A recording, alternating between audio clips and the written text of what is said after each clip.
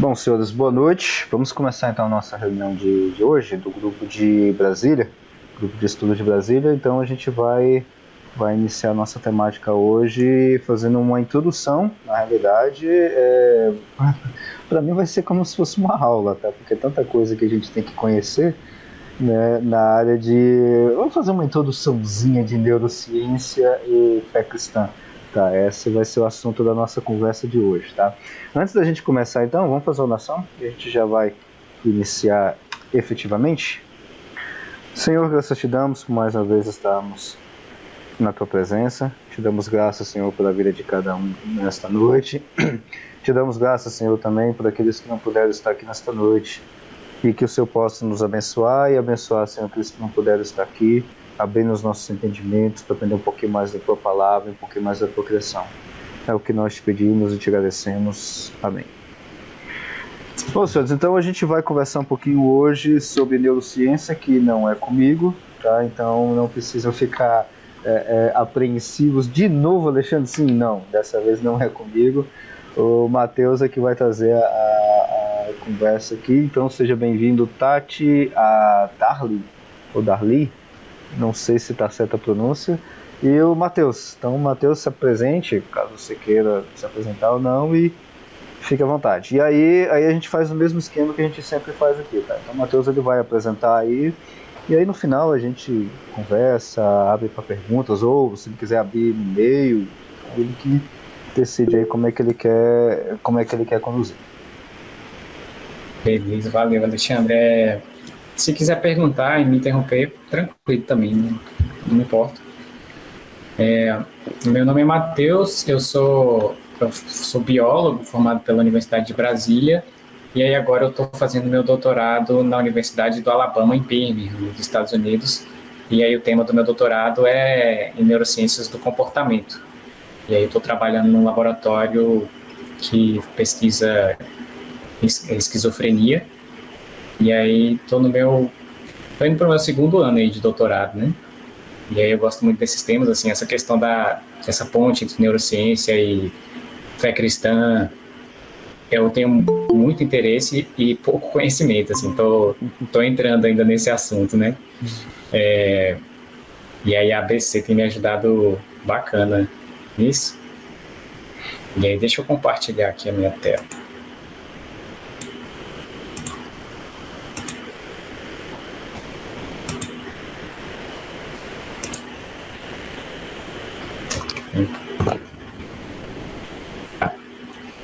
Então vamos lá. Se vocês... dá para ver aí meus slides? Tudo tranquilo? Dá para ver. Só aperta esse ocultar aí embaixo, que aí se tiver alguma coisa embaixo aqui... Aí, agora a gente consegue ver direitinho. Valeu. Aqui são, assim, as neurociências, elas são muito amplas, né? Imagina, estudar o cérebro, estudar a mente, são campos muito amplos. E aí existem várias áreas, assim, que a gente pode estudar dentro das neurociências. E aí aqui é uma lista das principais áreas, não são todas. E aí, assim, nós não vamos ver todas essas áreas, eu vou falar mais sobre as áreas que são mais relacionadas, assim, que são mais usadas para estudar questões relacionadas à espiritualidade e religião. Mas, por exemplo, no sistema nervoso você pode estudar questões genéticas, assim, da genética do neurônio ou das outras células que tem no sistema nervoso.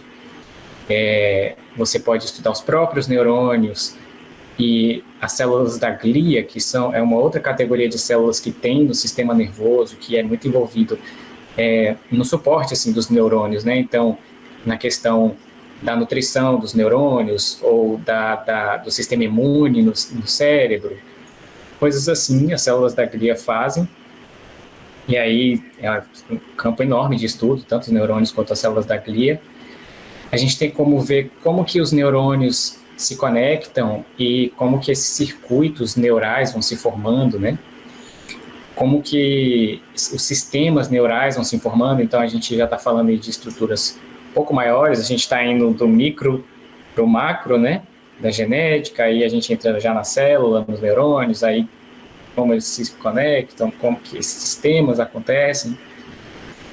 A gente pode fazer análises estruturais, então fazer estudos, por exemplo, sobre a anatomia do sistema nervoso. Como é que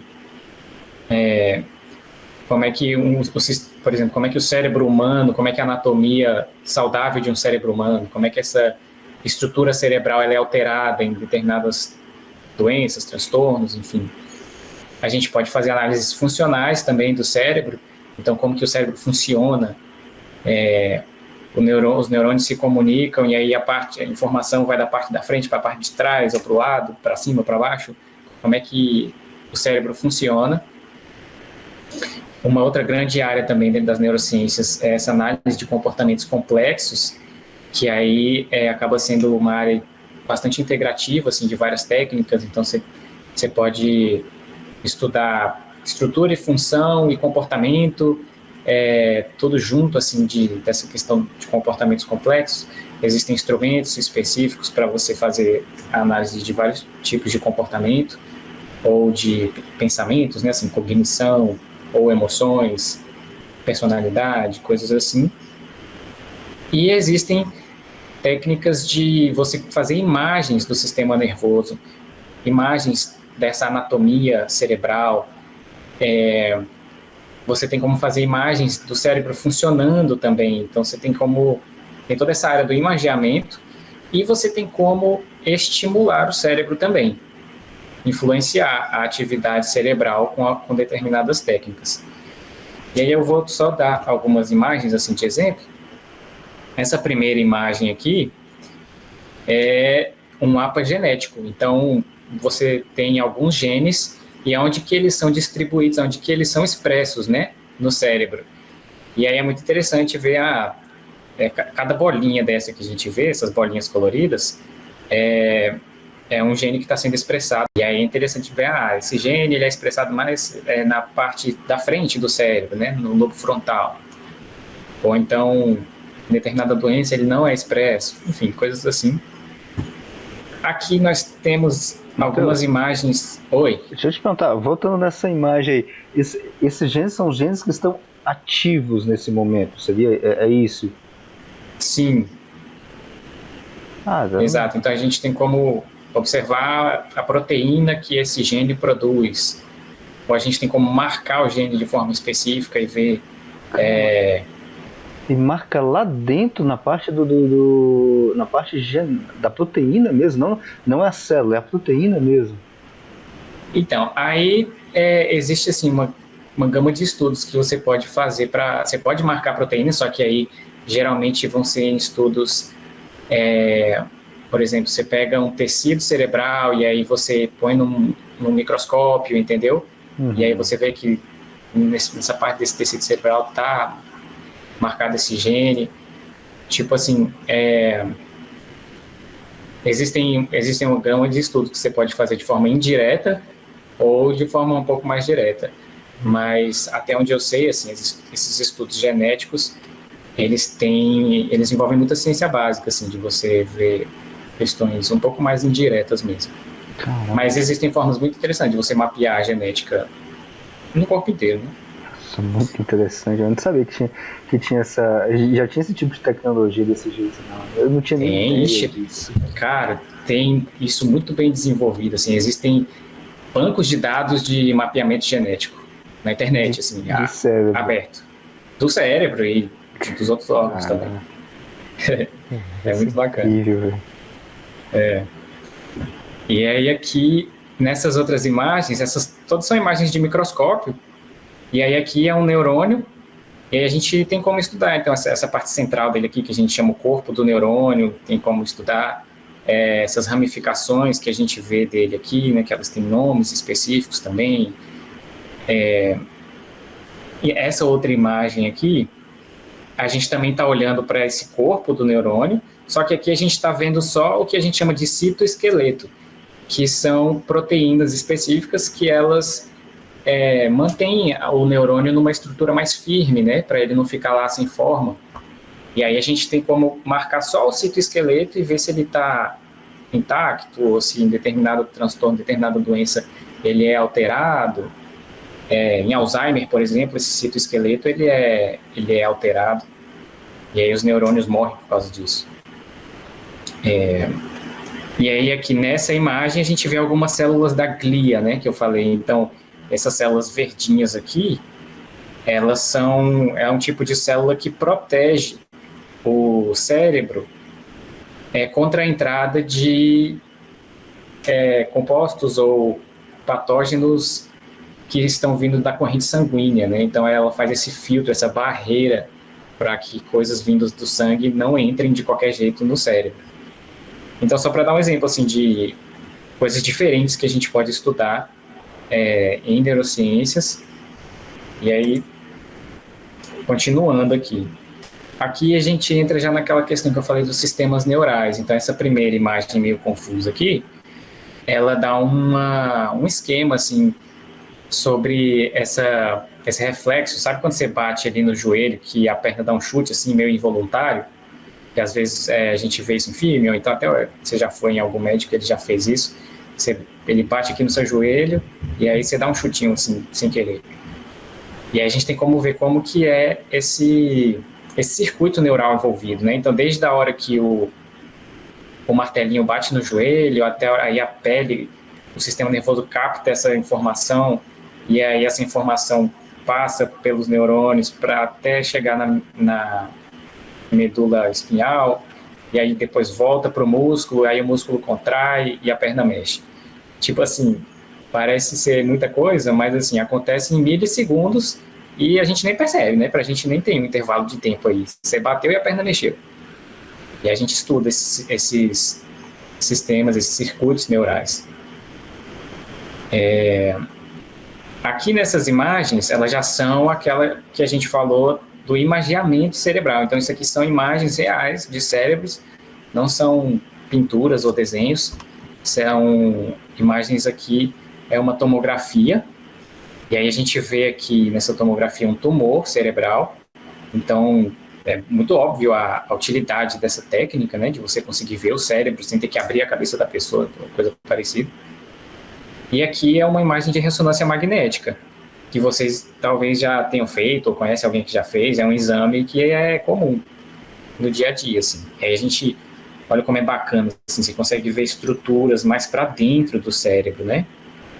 E com um nível de detalhe bem bom também, assim. Tem muita utilidade, tanto na pesquisa quanto na prática clínica também. E aqui, essas imagens coloridas, elas são... deixa eu voltar um pouquinho. Essas imagens aqui que a gente viu, elas são imagens estruturais, né? Então, é um imaginamento estrutural, a gente está vendo a anatomia do cérebro. Nessa imagem aqui, por exemplo, eu não sei dizer qual área do cérebro está mais ativa e qual que está menos ativa. Agora, nessas imagens coloridas aqui, a gente consegue ver, nessas 3 imagens aqui, a gente consegue ver o cérebro ativo. Então, a gente pode, por exemplo, botar a pessoa para fazer uma determinada tarefa, por exemplo, pede para a pessoa fazer uma oração ou uma meditação religiosa, e aí a gente consegue ver quais áreas do cérebro que vão ficar mais ativas, quais que vão ficar menos ativas, e aí dá para fazer uma correlação interessante aí, né? A gente vai falar dessas técnicas aqui, mas já mostrando aí algumas imagens bacanas. Essa imagem lindíssima aqui, super bonita, não é uma pintura, não é uma costura bonita, isso aqui é uma imagem de ressonância magnética, é uma imagem de um cérebro mesmo, não é ilustração científica.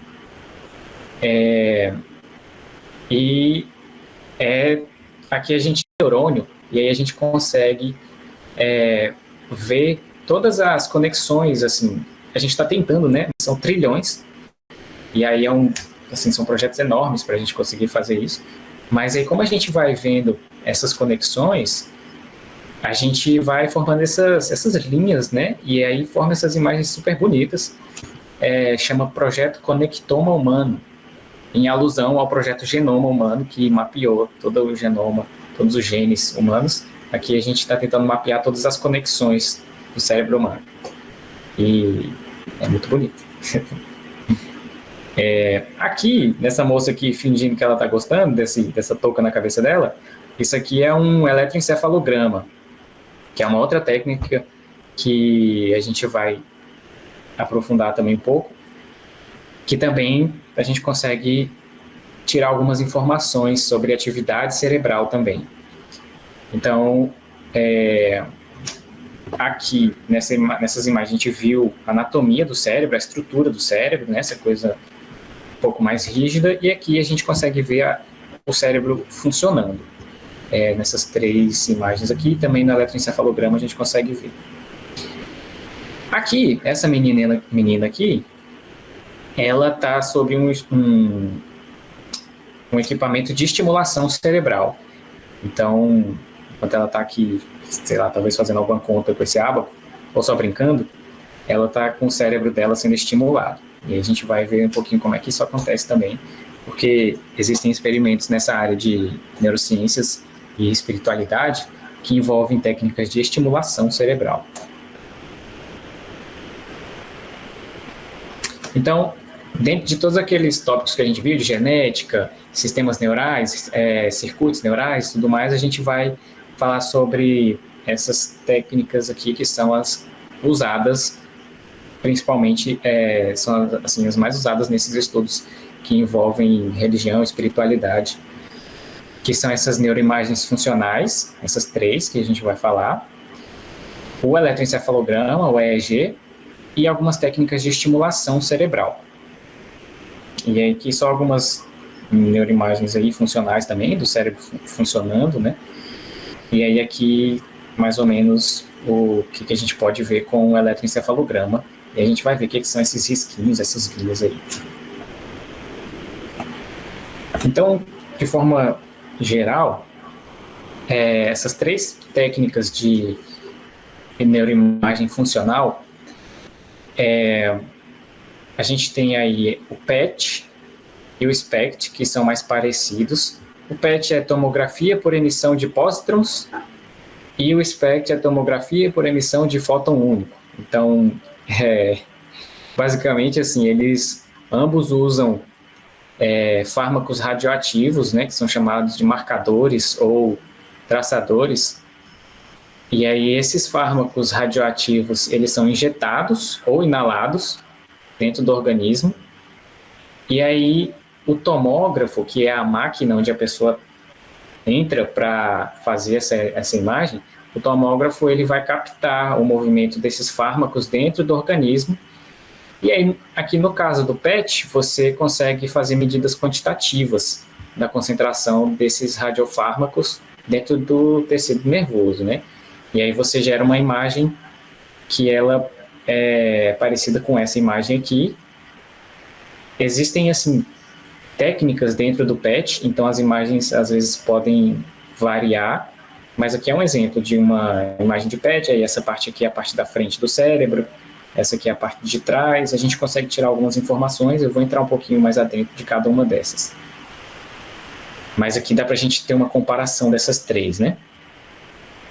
No SPECT a gente também usa esses radiofármacos, então tem que injetar essa substância, esse composto radioativo no organismo. E aí, aqui no caso do SPECT, ele vai emitir fótons de raios gama para gerar o contraste na imagem, para o tomógrafo, para a máquina captar essa radiação emitida e formar a imagem. E aí, assim, nossa, que coisa horrível, né? A gente está injetando radiação dentro das pessoas, como é que é isso?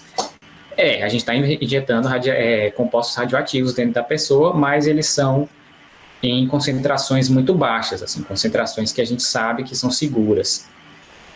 E aí, por a gente estar usando compostos radioativos, essas técnicas são limitadas, porque a pessoa não pode ficar fazendo isso toda hora, né? Porque aí a concentração de radiação, ela começa a ficar perigosa. Mas, assim, os protocolos de segurança para o uso dessas técnicas, eles já são muito bem estabelecidos, e essas técnicas são bastante do dia a dia também. Então, em Brasília, existem vários lugares que fazem SPECT, por exemplo. Você vê na rua por aí, geralmente chama de cintilografia. Às vezes você vê placa assim na rua, laboratório de cintilografia, aí tem uma seta. Então, são técnicas assim, meio que do dia a dia mesmo. E as duas usam fluxos sanguíneos cerebrais regionais, né? Então, a gente injeta o radiofármaco, esse composto radioativo, na corrente sanguínea, e aí a gente consegue ver para onde que esse sangue, com esse marcador radioativo, está indo, e quais regiões do cérebro que está indo, quais regiões do cérebro que está acumulando mais ou menos, e a gente consegue inferir algumas coisas. Aí aqui a gente repara assim, que o SPECT, ele é um borrão mais indefinido do que o PET, né? Então, assim, o PET ele tende a ter uma resolução melhor do que o SPECT, só que o SPECT tende a ser mais barato. Então, só um detalhe aí. Já a ressonância magnética funcional, ela é, assim, um padrão mais ouro, assim, sabe, principalmente em pesquisa, e ela tem uma série de vantagens. Dá para ver aqui que a imagem ela é bem mais detalhada.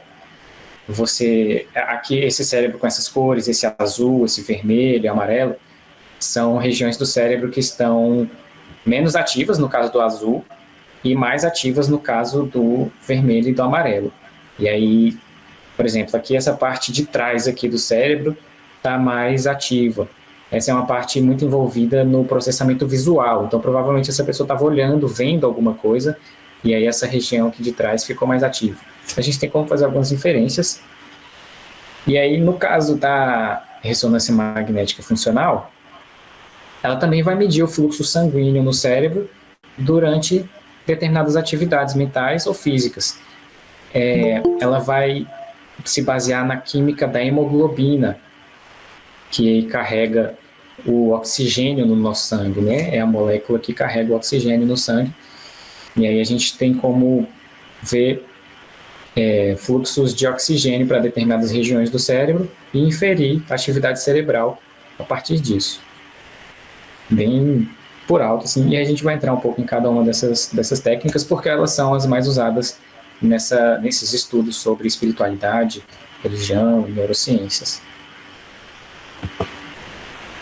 Tá. Então, o SPECT. A gente já viu que a gente usa radiofármacos para fazer a imagem por SPECT.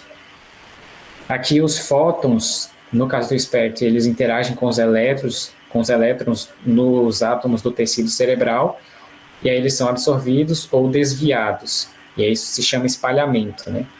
E aí a detecção dessa radiação, ela se dá justamente por esse espalhamento, por um equipamento que chama colimador, que ele fica dentro do tomógrafo, e que ele vai registrar o grau de absorção dessa radiação em vários ângulos desses fótons que são emitidos pelo cérebro, né? E aí, a partir disso, a gente consegue fazer uma imagem. A gente já viu que o SPECT usa fluxo sanguíneo no cérebro. E aí, aqui tem um detalhe que eu queria explicar um pouco mais, que fala aqui, né?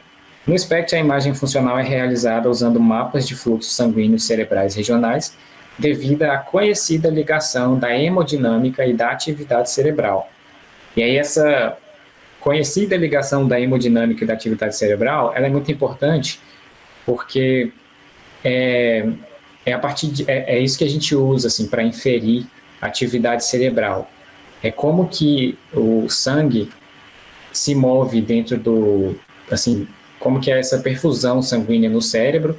Hemodinâmica é isso, né? É essa perfusão sanguínea no cérebro.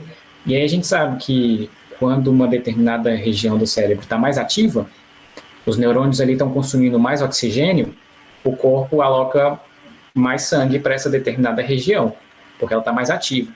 E aí, esse fluxo sanguíneo, essa mudança em níveis de oxigênio, por exemplo, a gente consegue captar também, e aí a gente consegue inferir a atividade cerebral a partir disso. E de forma bastante, assim, confiável até os parâmetros que a gente tem hoje, né?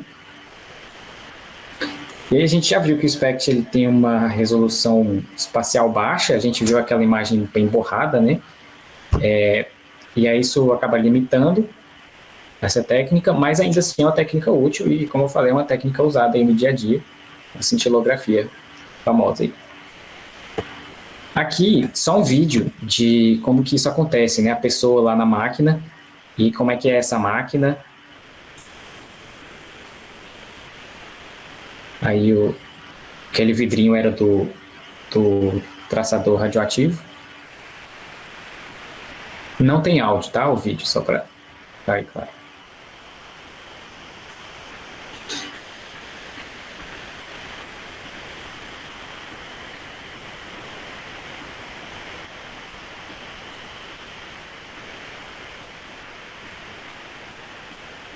E aí, esse é um tomógrafo, o nome dessa máquina aí.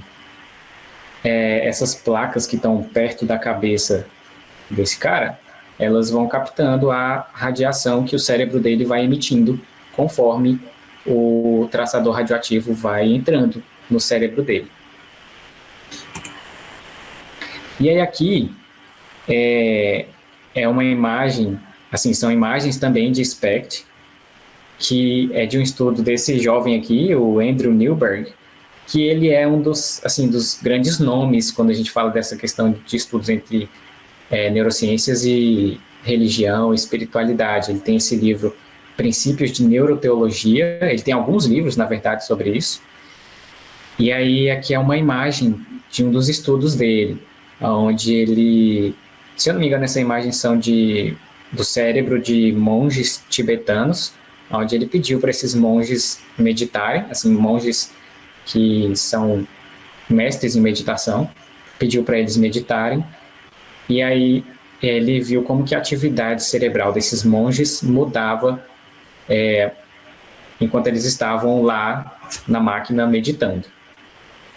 E é assim, só nesse estudo aqui, só uma pincelada do resultado que ele viu, ele observou que nessa região frontal aqui do cérebro, as áreas relacionadas à atenção, elas aumentavam de atividade, assim, a concentração do radiofármaco aumentava ali, havia um maior fluxo sanguíneo ali naquelas regiões, e aí a atividade nessa região frontal aumentava quando essas pessoas estavam nesse processo de meditação.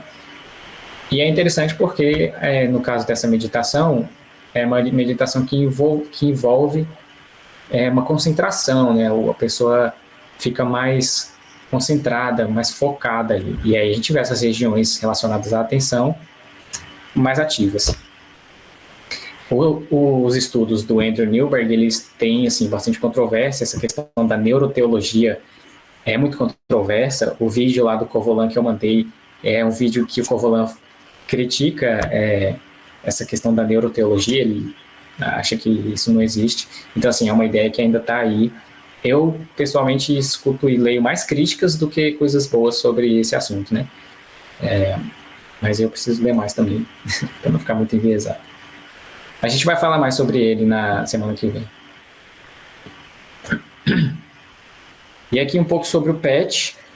Ele é parecido lá com o SPECT. A gente viu que também usa radiofármacos como traçadores, então também a gente vai acompanhar o fluxo sanguíneo com esse composto radioativo, como que isso vai entrando no cérebro, e a partir disso a gente infere também, da mesma forma, atividade cerebral. E aí, no caso do PET, a gente consegue fazer mensurações quantitativas da concentração desses radiofármacos, e a gente consegue acompanhar diferentes compostos químicos, e aí concluir, assim, inferir diferentes conclusões a partir disso. Então o PET ele é interessante por causa disso também, só que ele é mais caro do que o SPECT. E o PET você também é um exame que você faz por aí também, assim, não é super de outro mundo, não. E aí aqui só um estudo comparando imagens de PET e de SPECT. Essa primeira coluna aqui são pessoas, é o cérebro de pessoas saudáveis, e aqui também, aqui o controle, né? E aí essas outras duas colunas são cérebros de pessoas com demências, com diferentes tipos de demências. E aí a gente consegue ver assim, algumas diferenças, a gente consegue tirar conclusões interessantes, e aí fica relevante assim, como que isso pode ser aplicado na clínica também, né? E aí a gente consegue ver também como que a resolução do PET ela é melhor do que a do SPECT. O SPECT é um borrão, mas é tipo o gráfico do PlayStation 1 e o PET é um gráfico do PlayStation 2, aí, para quem é velho.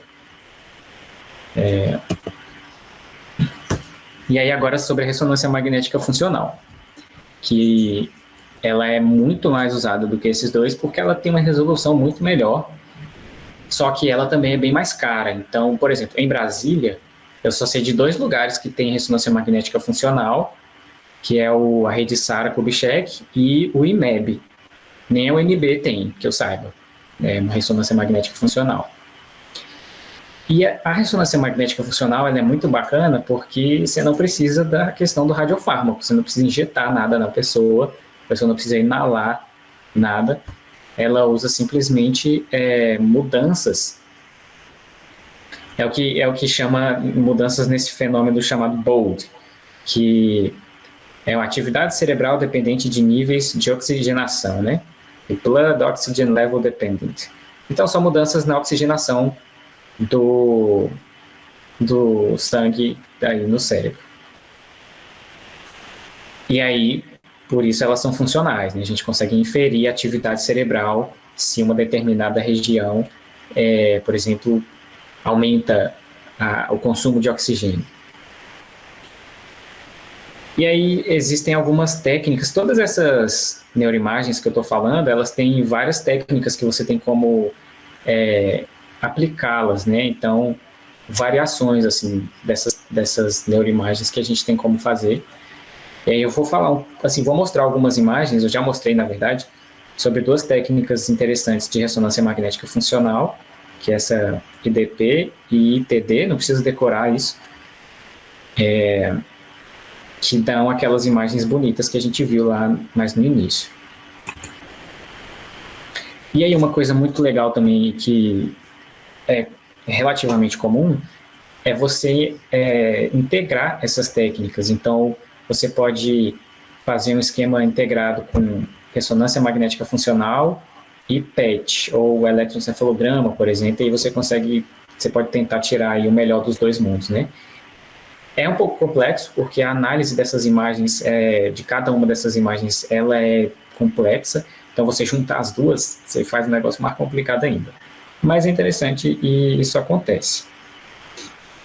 E aí, a ressonância magnética funcional, ela é muito flexível por todas essas técnicas que a gente consegue fazer com ela, e ela, como eu falei, ela tem uma resolução espacial muito boa, né? A resolução espacial é aquela qualidade da imagem que a gente viu.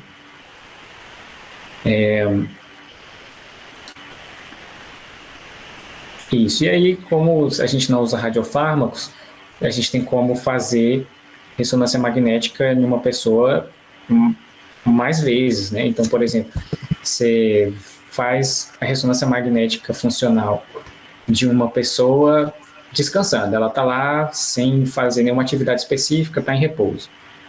Aí depois você bota ela para fazer uma atividade religiosa, põe ela para orar, para fazer uma meditação, para fazer uma atividade religiosa intensa.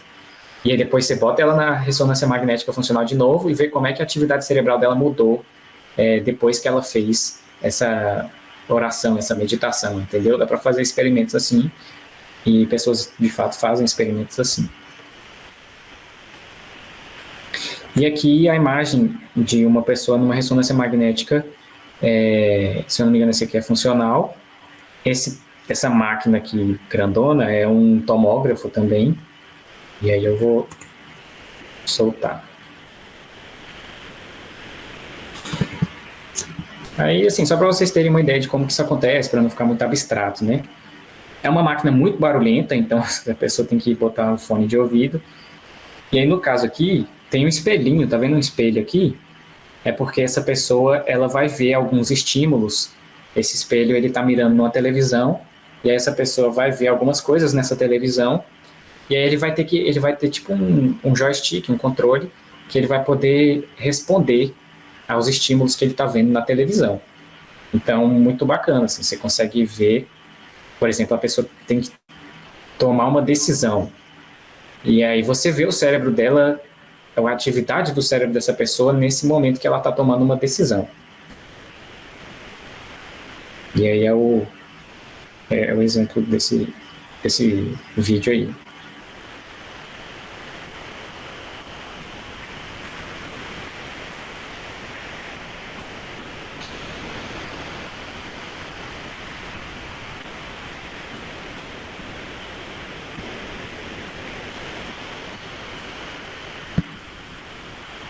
Aí a pessoa fica num outro quarto e vai vendo a imagem cerebral sendo formada, que são, assim, como é um mecanismo que a ressonância magnética funcional faz, né? Então ela emite campos magnéticos no cérebro ou no corpo, enfim, não precisa ser só no cérebro, e aí isso vai mudar a orientação do spin do átomo de hidrogênio na água no nosso organismo. E aí, quando esse spin volta para a orientação original, ele libera energia, e essa energia ela é captada pelo tomógrafo, né? Enfim, uma questão mais física aí, né, Alexandre? Você me perdoa aí por qualquer coisa besteira que eu falar de física. E aí a gente vai ver nessas imagens que elas são muito mais detalhadas do que uma tomografia ou do que um PET ou um SPECT, né?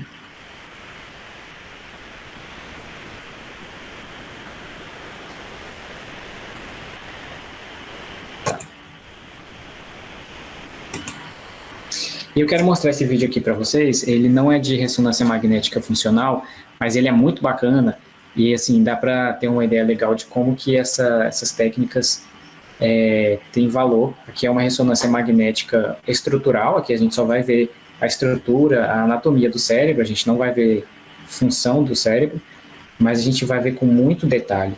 E aí é muito bacana de ver. Vamos lá.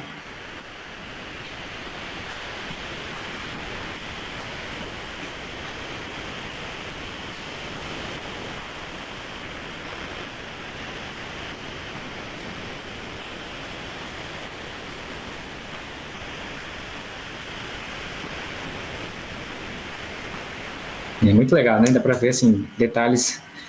Você começa a ver na orelha da pessoa, e depois vai passando, aí você vê todas as curvinhas e espaços no cérebro.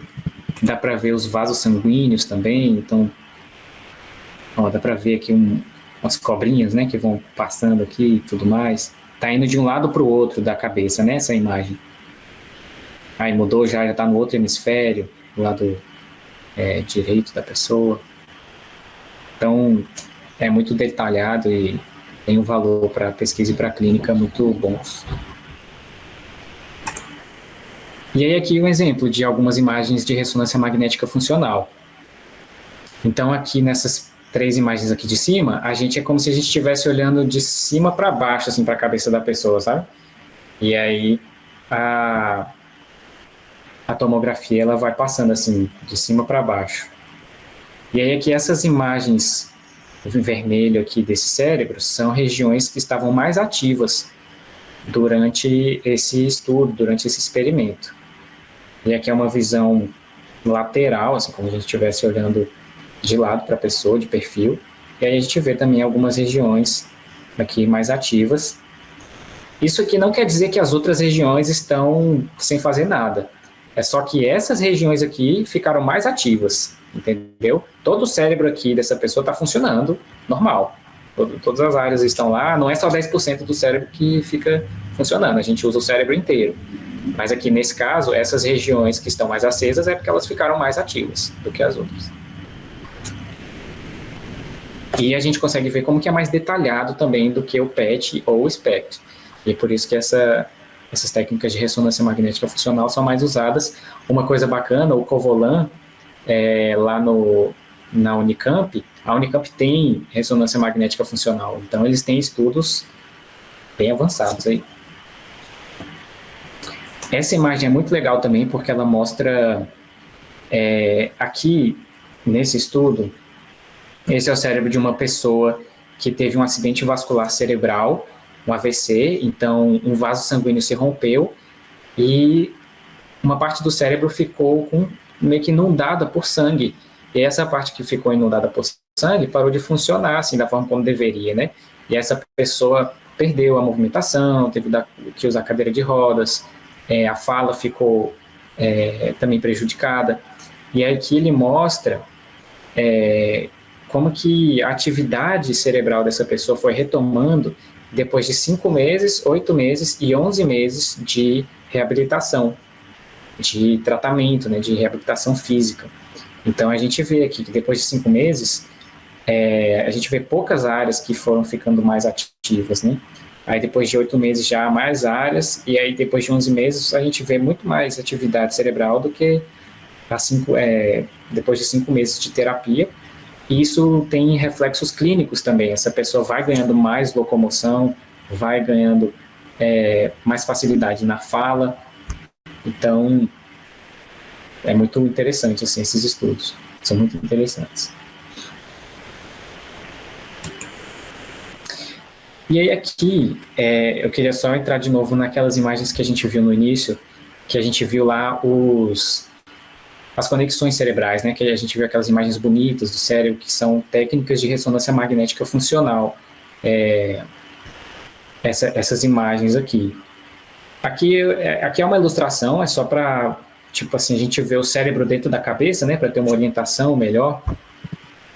E aí aqui, essas imagens não são ilustração científica, essas imagens são imagens de ressonância magnética. E aí a gente consegue ver assim, as várias conexões, as várias fibras que tem no cérebro. Ainda não são todas as fibras, mas dá para ter uma ideia de como que isso pode ser aplicado. E essa é uma tecnologia bastante recente, assim, eu estou trazendo porque é um negócio meio que de ponta que está acontecendo. A gente ainda está mapeando, né, as conexões cerebrais. Matheus? Sim. Só aproveitando aí uma perguntinha em cima desse imagem. Isso aí é corrente sanguínea? Ou Não, uma própria célula mesmo? Aqui a ressonância magnética aqui, ela capta o movimento da água dentro do axônio do neurônio, né, dentro do neurônio. E aí, assim, isso a gente consegue inferir atividade neuronal baseada nisso, né? Que é aquele negócio da posição dos spins e tudo mais na água. Então, o que está se captando, essa imagem, então, é de atividade cerebral, seria isso? Essa em específico, ela não é atividade, ela é mais estrutural, porque a gente está pegando os filamentos neuronais, sabe? Pegando todos, assim. A gente, se eu não me engano, a gente consegue usar essa técnica para inferir atividade, mas nesse caso aqui, ele está mostrando mais estrutura mesmo. As linhazinhas são, na verdade, as conexões assim, neuronais que os neurônios fazem entre si. São como se fosse a água passando pelo neurônio.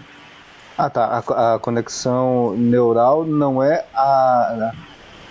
Isso é para leigo, tá? Não é um conjuntivo de células, é como se fosse um caminho bioquímico. Isso, exatamente. É um caminho, na verdade, eletroquímico. A gente vai falar um pouco sobre essa parte elétrica agora. Caiu? Ou eu caí? Opa. Oi? Travou a tua conexão. Na hora que você falou eletroquímica, travou. Ah, voltou agora? Como é que tá agora? Voltou agora. Agora voltou. Você falou o caminho eletroquímico e travou. Tá. Não, a gente vai falar um pouco sobre essa parte elétrica agorinha, depois desse slide. Sim. Beleza, tranquilo.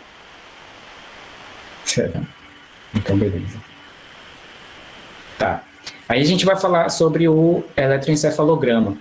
E aí, assim, eu só tenho esse slide sobre a eletrofisiologia do cérebro, só para dar uma base, assim, antes da gente entrar no eletroencefalograma, porque o cérebro produz atividade elétrica, e isso é muito legal, se você pensar que agora, na sua cabeça, aí, os seus neurônios